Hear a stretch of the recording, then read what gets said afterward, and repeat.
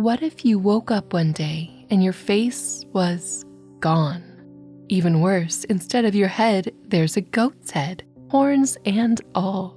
Everyone else knows, except for you. Some fates can be worse than death, but very much deserved. And this forgotten fairy tale borders on a horror story. So, summon your familiars, get comfy and cozy, and follow me. There was once upon a time a peasant called Masaniello who had 12 daughters. They were exactly like the steps of a staircase, for there was just a year between each sister. It was all the poor man could do to bring up such a large family. And in order to provide food for them, he used to dig in the fields all day long.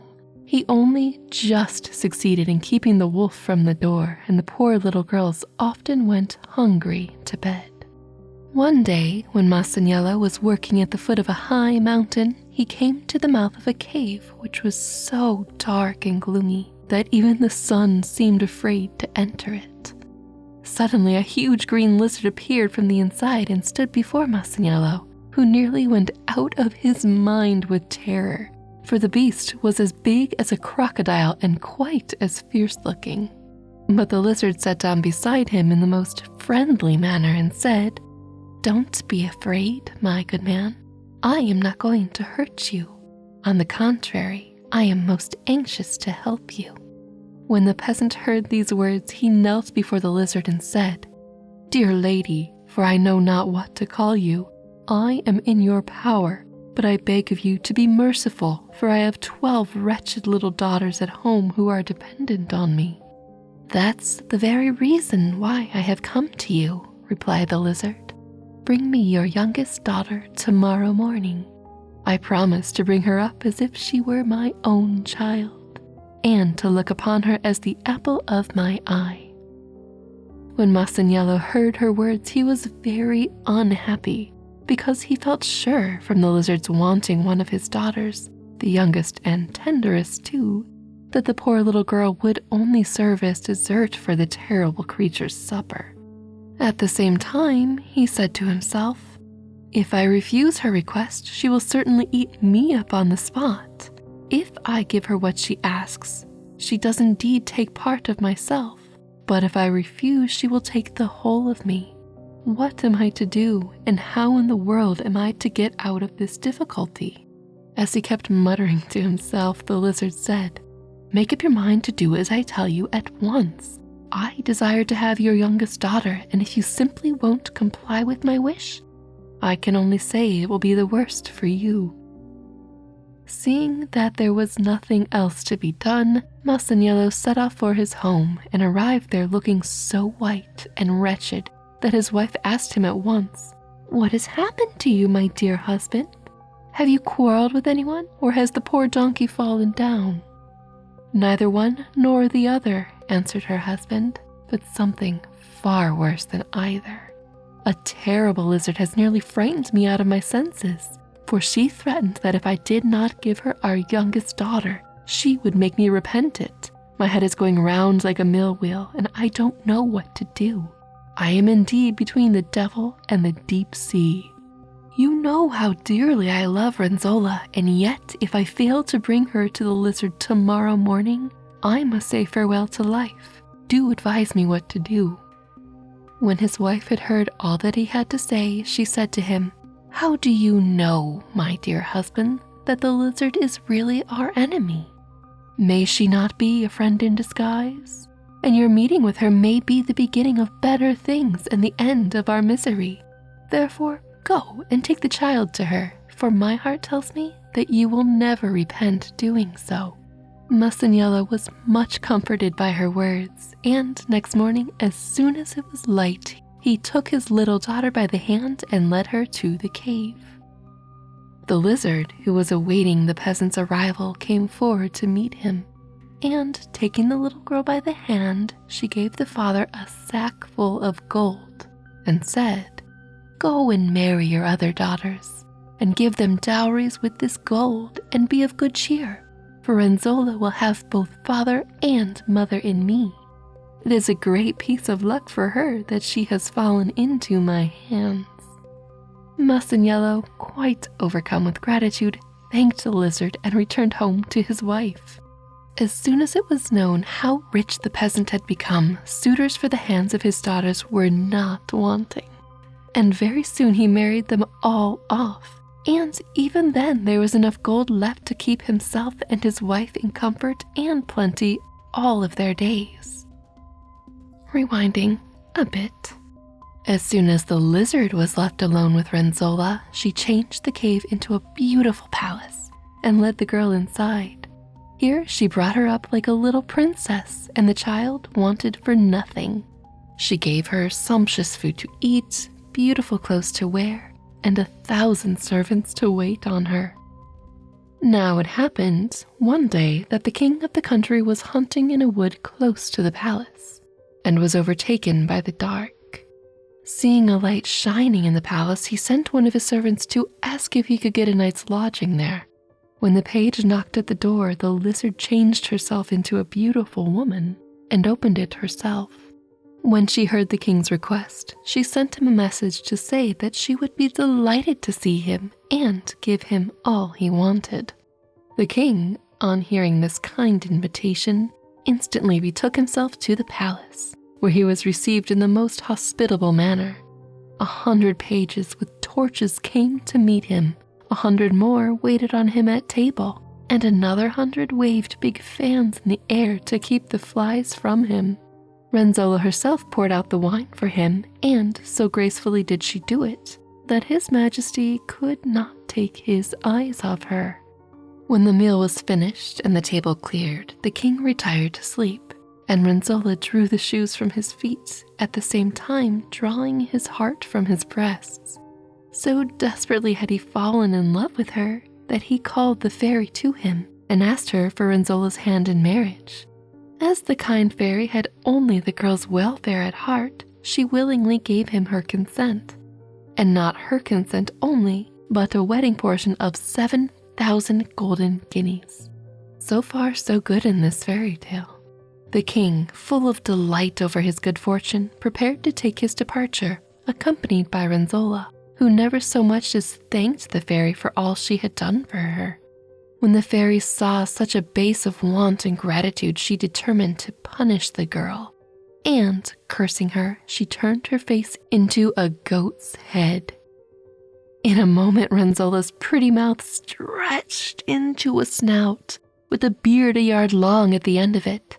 Her cheeks sank in, and her shining plaits of hair changed into 2 sharp horns.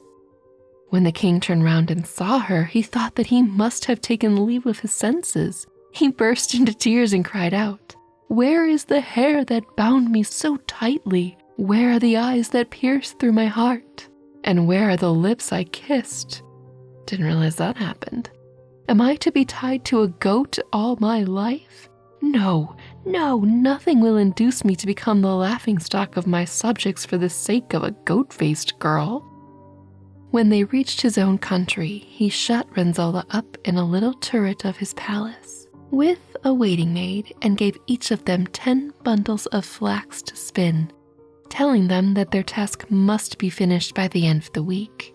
The maid, obedient to the king's commands, set at once to work and combed out the flax, wound it round the spindle, and sat spinning at her wheel so diligently that her work was quite done by Saturday evening. But Renzolla, who had been spoiled and petted in the fairy's house, and was quite unaware of the change that had taken place in her appearance, threw the flax out of the window and said, "What is the king thinking of that he should give me this work to do? If he wants shirts, he can buy them. It isn't even as if he picked me out of the gutter, for he ought to remember that I brought him 7,000 golden guineas as my wedding portion, and that I am his wife and not his slave. He must be mad to treat me like this." All the same, when Saturday evening came, she saw that the waiting maid had finished her task. She took fright lest she should be punished for her idleness, so she hurried off to the palace of the fairy and confided all her woes to her. The fairy embraced her tenderly and gave her a sack full of spun flax, in order that she might show it to the king and let him see what a good worker she was. Renzolla took the sack without a word of thanks and returned to the palace, leaving the kind fairy very indignant over her want of gratitude. This makes me wonder how old Renzolla was when she was adopted by the fairy. Most people would know better. However, when the king saw the flax all spun, he gave Renzolla and the waiting maid each a little dog and told them to look after the animals and train them carefully. The waiting maid brought hers up with the greatest possible care and treated it almost as if it were her son. But Renzolla said, "I don't know what to think. Have I come among a lot of lunatics? Does the king imagine that I'm going to comb and feed a dog with my own hands?" And sensitivity warning ahead. With these words, she opened the window and threw the poor little beast out, and he fell on the ground as dead as a stone. I think it's okay not to like the main character in a fairy tale. When a few months had passed, the king sent a message to say he would like to see how the dogs were getting on. Renzolla, who felt very uncomfortable in her mind at this request, hurried off once more to the fairy. It's upsetting that that's what's bothering her. This time, she found an old man at the door of the fairy's palace who said to her, "Who are you, and what do you want?" When Renzolla heard his question, she answered angrily, "Don't you know me, old goat beard? And how dare you address me in such a way?" "The pot can't call the kettle black," answered the old man, "for it is not I, but you who have a goat's head. Just wait a moment, you ungrateful wretch, and I'll show you what a pass your want of gratitude has brought you." With these words, he hurried away and returned with a mirror, which he held up before Renzolla. At the sight of her ugly, hairy face, the girl nearly fainted in horror, and she broke into loud sobs at seeing her countenance so changed. Did she never touch her face to wash it in all these months? Then the old man said, "You must remember, Renzolla, that you are a peasant's daughter, and that the fairy turned you into a queen. But you were ungrateful and never as much as thanked her for all she had done for you. Therefore, she has determined to punish you. But if you wish to lose your long white beard, throw yourself at the fairy's feet and implore her to forgive you. She has a tender heart and will perhaps take pity on you." Renzolla, who was really sorry for her conduct, took the old man's advice, and the fairy not only gave her back her former face, but she dressed her in a gold-embroidered dress, presented her with a beautiful carriage, and brought her back, accompanied by a host of servants, to her husband. When the king saw her looking as beautiful as ever, he fell in love with her once more, and bitterly repented having caused her so much suffering. So Renzolla lived happily ever afterwards, for she loved her husband, honored the fairy, and was grateful for the old man for having told her the truth. I do hope you enjoyed listening to this Italian fairy tale, The Goat-Faced Girl, a Nebula First. Now, this was a very strange tale, so of course I have thoughts. It's okay to dislike the main princess queen character, right? And the king? However, her parents actually seemed decent in the beginning though, doing what was best for their family, agonizing over whether it should be the father or one of the daughters who should be sent to the lizard. I do appreciate the wife's more positive spin on the situation. Hey, maybe this will turn out for us. But you never know with fairies, especially lizard-shaped fairies at first. It also feels like Renzolla never really stood a chance, that she was a queen, raised like a queen, but at the end of the day she was still a peasant according to the fairy. And yes, humility I get is important, but I do feel for her in that her husband only liked her when she was pretty. She doesn't sound like a great person. I mean, who does that to a dog? But I can't imagine she and her king husband ever talked much before getting married. But fairy tale as old as time, be grateful for the gifts. And this gift was a truly strange and weird fairy tale. I hope you enjoyed listening to this old Italian fairy tale, The Goat-Faced Girl. Now, this was a very strange tale, so of course I have thoughts. But before we continue on, I have exciting news. A Bit Late is now a podcast. You can find it wherever you listen to your podcasts, and of course on Nebula ad-free, including this brand new story. There are stories that make the world seem extremely dark, like Hansel and Gretel's parents just leaving the poor children in the forest to die, for instance. This tale is even more sinister than that candy-coated nightmare, and it really makes you question, who is the monster after all? Hungry ogres, negligent parents, or the poor innocent children themselves? Does it all really work out in the end? Join me for a twisted old tale right now on Nebula First before it's out on YouTube. I release all of my stories early on Nebula First, and you can find all of my past stories, ASMR videos, and growing library of podcast episodes ad-free on Nebula as well. Now, A Bit Late is a small, quiet corner of the internet, and Nebula's support does make a difference in sharing stories with you. And with news and uncertainties and fresh fears streaming in from everywhere all the time, stories and respite are more important than ever. Nebula is a collection of conscientious creators, each with their own niche and speciality. Watching on Nebula directly supports the creator, and watching A Bit Late videos on Nebula helps me to make more videos. To get early access on Nebula First and access all of my videos without ads, please check out my links. go.nebula.tv/abitlate. You can get 40% off Nebula, or $36 per year, $3 a month. And you can go watch this new classic old story right now. And if you're already on Nebula, you can share guest passes with your friends so they can access it too for a full week. Or if you know they'll love Nebula, check out our monthly and yearly gift cards.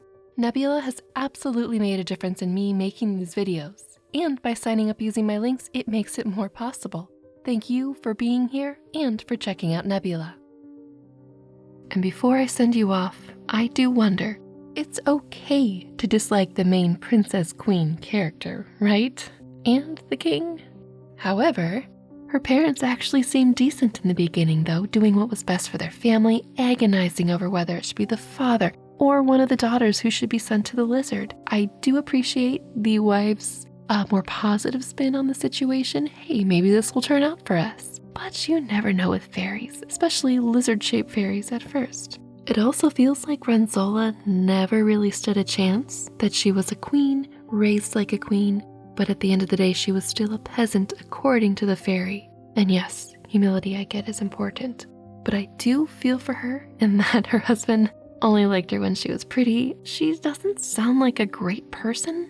I mean, who does that to a dog? But I can't imagine she and her king husband ever talked much before getting married. But fairy tale as old as time, be grateful for the gifts. And this gift was a truly strange and weird fairy tale. Who made it out of this tale better, Renzolla or her 11 sisters? We never heard from them again. Let me know what you think in the comments below. But for now, off to sleep and dream what you will, or stay a while and enjoy another tale. Whichever you choose, I'll speak to you again, and until then, stay spooky, my friends. Good night.